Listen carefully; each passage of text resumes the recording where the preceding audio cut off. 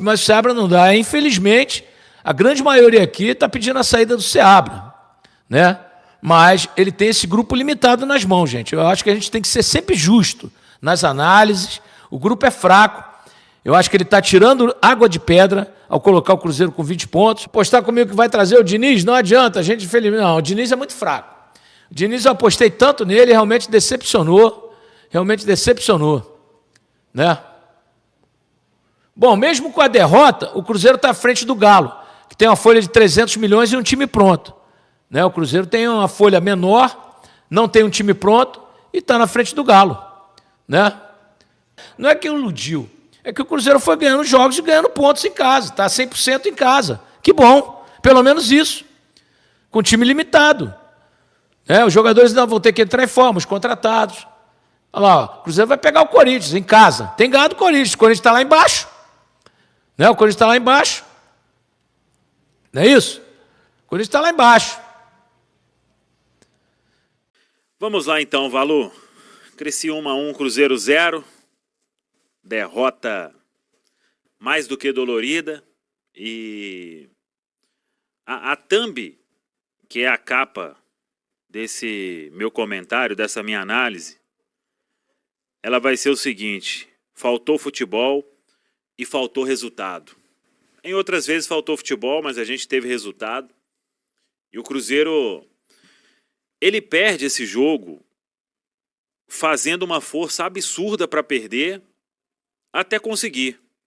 Depois de um primeiro tempo em que cria ali algumas oportunidades, mas depois começa aquilo que a gente vem acompanhando do Cruzeiro, né? O Cruzeiro não consegue atacar a área com muita gente. É uma força absurda para tentar fazer um gol. O Seabra, e falo isso de forma triste, porque ele vai se perdendo nas suas convicções. E isso é muito ruim. Quando a gente vê um técnico que ele quer provar que ele está certo, dificilmente isso termina bem. Na maioria das vezes, vai dançar com as suas convicções, com linguajar, com explicações, com floreio nas entrevistas coletivas. Mais uma entrevista ruim do Fernando Seabra. Aí eu sei que muita gente vai falar. As entrevistas do Seabra agora, eu já estou naquele modo de nem tá lá, eu queria estar, porque você vai perguntar uma coisa, vai falar outra e é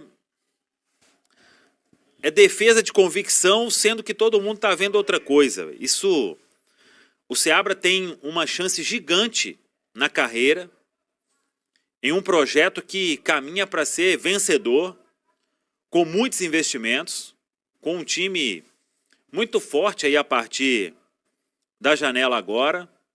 Só que ele quer provar as convicções dele, que ele sabe de todas as coisas, e o campo vai mostrando que, Fernando Seabra, você está no começo da sua carreira no futebol profissional. Tem muita coisa ainda. Quem sou eu para ensinar o Seabra o que ele deve fazer? Mas algumas coisas a gente está aí no futebol e todo mundo está vendo, né? Não pode todo mundo ver que o Cruzeiro tem um déficit gigantesco no meio-campo. O meio-campo do Cruzeiro, ele não consegue concatenar jogadas e chegar à frente. Dificilmente vai chegar, uma vez ou outra vai chegar. E o Seabra, coletiva atrás de coletiva, ele vem dar as suas explicações. Seabra, você tirou o capitão do time com um tempo. O capitão do time, uma liderança. Se ele está exercendo tudo que você falou lá no Rio de Janeiro, ele não tem que sair de um jogo com 45 minutos, né? Ou ele tem condição de jogar ou ele não tem. Ele é uma liderança para receber a braçadeira, ele precisa estar em campo a maior parte do tempo.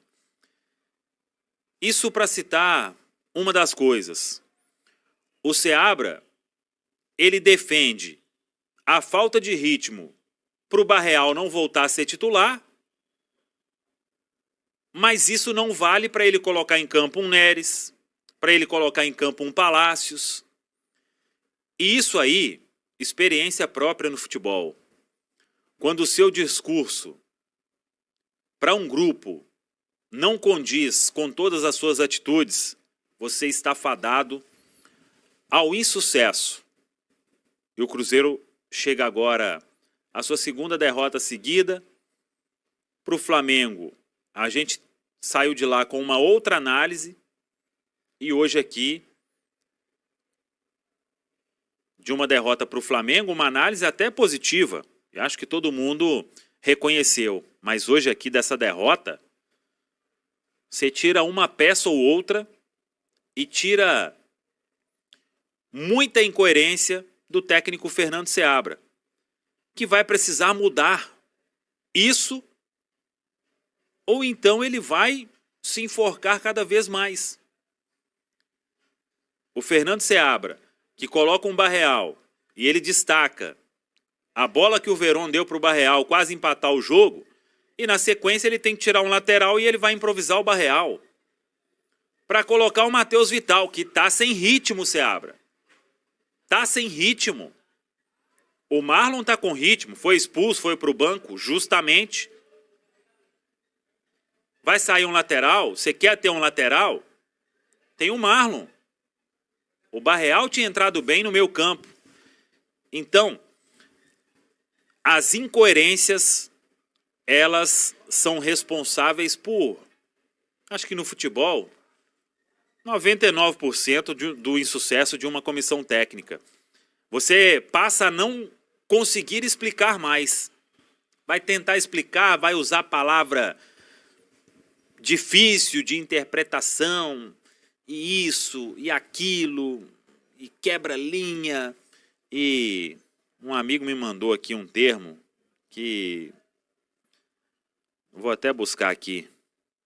Na hora, ruptura, não sei o quê. Ruptura fez foi o Bolasie lá, metendo um gol lá no Cruzeiro, aproveitando uma bobeira. Métricas de treino. O linguajar. É, exato. Tá, sabe, tá um discurso, Seabra, que na prática não está funcionando. Na prática não está funcionando. Deve ser a pior campanha como visitante. Aliás, 15º, né? 5 pontos em 24. Cruzeiro só é melhor como visitante do que Fluminense, Vasco, Grêmio, Corinthians e Juventude. Tem uma ótima campanha em casa, sim, mas uma péssima campanha fora de casa. Então, não adianta. O Seabra, ele pode defender aí os jogadores, principalmente do meio campo, a entrada de alguns. E olha que eu nem acho que o Palácios hoje foi uma tragédia total, não. Acho que ele fez um jogo, do que a gente já viu dele, um jogo até digno. Eu vi muita gente pegando o lance do gol aí, com sinceridade. O time já estava desorganizado na saída de bola no segundo tempo. Como que explica isso? Vem um cruzamento, um corte, acho que faltou comunicação Anderson e João Marcelo. O corte do João Marcelo não foi legal, mas ali é o goleiro, eu! Ou então, para escanteio, orienta. Não sei se o Anderson tentou e o João não ouviu, sei lá o que aconteceu. Só sei que foi um vacilo defensivo do Cruzeiro e que acabou com este gol. Mas se você tiver um time que está jogando, você pode tomar um gol do Criciúma que você vai buscar. E aí o Cruzeiro começou a piorar. Até teve alguns lampejos, né, com as alterações do Seabra, mas a cada mexida tá quase que acontecendo o que vinha acontecendo com o Nico. A cada mexida vai dando um resultado, um revertério, né, um resultado negativo. Essa de tirar o Barreal dali para colocar o Vital, que tá sem ritmo, Seabra. Tá sem ritmo. Então não tem que entrar, né? Se pro Barreal ele tá sem ritmo para ele voltar a ser titular, então tem que valer para todo mundo, né? Tem que valer para todo mundo. E não só pro Barreal, que é que todo mundo viu que quando ele jogou ali no meu campo, ele teve que sacar alguém, né? Então, eu saio daqui, sabe, bem chateado e exaltando o que fez o Lucas Romero, que se indignou com a derrota. Porque eu não sei se o Seabra sabe, terceira derrota na história do Cruzeiro pro Criciúma. Na história deste confronto, né? Tinha perdido uma no Brasileiro foi em 94, né? Quase que o Seabra nem era nascido e o Cruzeiro perdeu um jogo pro Criciúma. Aí foi força de expressão, né? Mas é uma derrota e que o Lucas Romero falou aqui há pouco, se indignou e com razão. Não dá para você vir aqui, ter uma atuação dessa e vamos embora, beleza, voozinho fretadinho, saláriozão na conta e beleza, domingão vamos chamar todo mundo lá para ir pro Mineirão, se Deus quiser nós vamos vencer, e é isso aí, é meio de tabela. A história tá mudando, viu, gente? Já mudou. Tá mudando. Pois é. A voz do próprio Tô falando Pedro. que vai mudar mesmo com a chegada dos reforços, né? Pois é. Então, o Pedro aí, o Alexandre Matos, Paulo Pelay, Pedro Dracena, vamos colocar essa turma aí no eixo, porque a vida tá muito boa para simplesmente vir aqui e perder um jogo pro Criciúma depois de 500 anos, com todo respeito ao Criciúma, né? Que como o Caio bem disse, vai brigar para não cair para a Série B do Campeonato Brasileiro. E o Cruzeiro fez o grande esforço de não conseguir fazer um gol no Criciúma e perder o jogo da forma como perdeu. O Anderson, o Wesley Gasolina, o Zé Ivaldo, João Marcelo e o Kaique Bruno.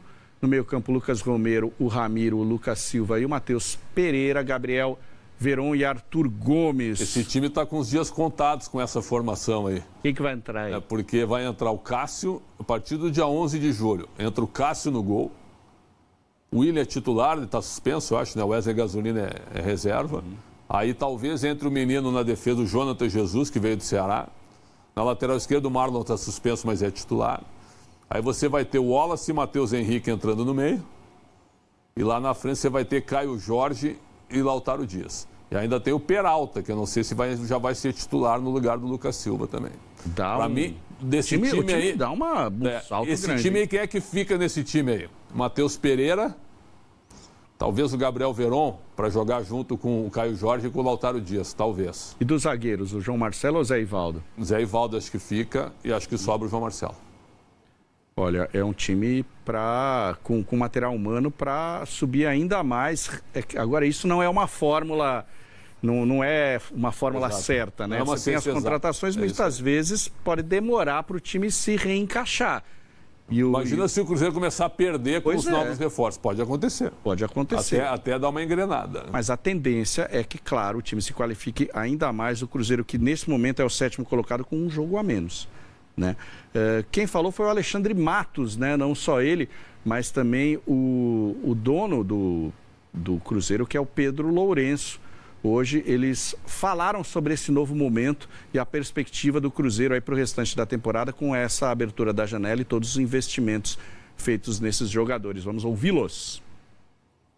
Nós não vamos contratar mais nenhum jogador esse ano. Então, esse ano encerrou as contratações, tem muita especulação, né? Fala-se do Gabigol, é um jogador que dispensa comentário, mas nós não... duas coisas, nós não temos... nem caixa para comprar, né? Mas não está nos nossos planos, né? Então nós encerramos as contratações, os que nós temos aí, e nós achamos que são bons jogadores e vai qualificar muito o nosso grupo.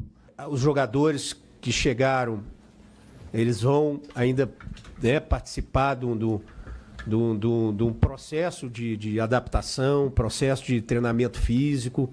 Alguns estavam de férias, mas são jogadores que estão no seu auge de idade, de maturidade, mental, físico, titulares em sua equipe. O que nós temos hoje, o nosso elenco, a nossa comissão técnica, os profissionais que aqui trabalham, já estão desempenhando um trabalho muito bom, um trabalho onde o Cruzeiro está brigando ali na parte de cima, jogando de igual para igual com qualquer equipe. Não é porque o Pedrinho está aqui que o Cruzeiro tem dinheiro ilimitado e vai sair... Não. Deixar isso muito claro para o torcedor e para o mercado também. A gente precisa ter um elenco qualificado e com jogadores que possam jogar em mais de uma função para que a gente possa dar opção ao treinador. E aí o anúncio oficial do novo contratado, o Wallace, novo reforço do meio-campo celeste, com contrato até o final de 2028. Bom reforço, Pretzel? Bom jogador. Cruzeiro venceu o Atlético Paranaense em uma partida emocionante no Brasileiro Sub-20 e conquistou a segunda posição na tabela. Com 5 vitórias e 1 empate nos últimos 6 jogos, as crias da Toca continuam dominando a competição. Mesmo tendo saído atrás no placar, a equipe celeste conseguiu virar o jogo e garantir a vitória. Agora, o Cruzeiro se prepara para enfrentar o Goiás na próxima rodada, enquanto o Atlético tenta se recuperar diante do Flamengo. E aí, galera, o que acharam?